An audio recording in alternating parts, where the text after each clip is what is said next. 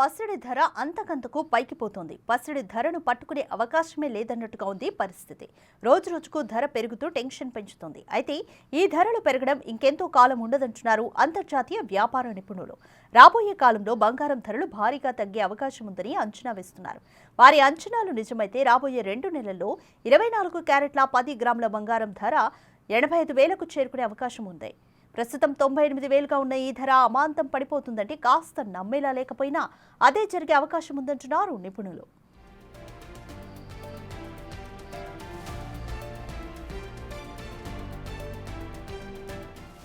రాబోయే 2 నెలల్లో బంగారం ధరలు 12 నుంచి 15% పడిపోయే అవకాశం ఉందంటున్నారు నిపుణులు. అంతేకాదు రాబోయే 2 ఏళ్లలో అయితే బంగారం ధర ఏకంగా 38% పడిపోతోందని అమెరికాకు చెందిన పలు బిజినెస్ సర్వే కంపెనీలు చెబుతున్నాయి. వారు చెప్పినట్టుగా జరిగితే ప్రస్తుతం ఉన్న ధరతో పోల్చితే బంగారం ధర 56,000కు చేరుతుంది.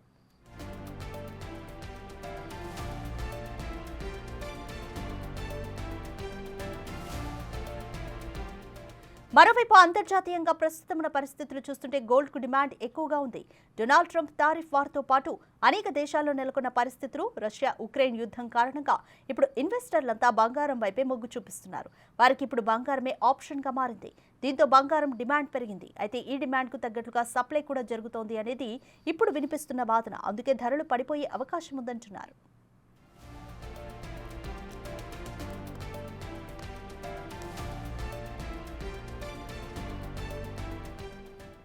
ధరలు తగ్గడానికి మరో కారణం కూడా చెబుతున్నారు. ఈ ఏడాదిలో ఇప్పటికే 34% బంగారం ధరలు పెరిగాయి.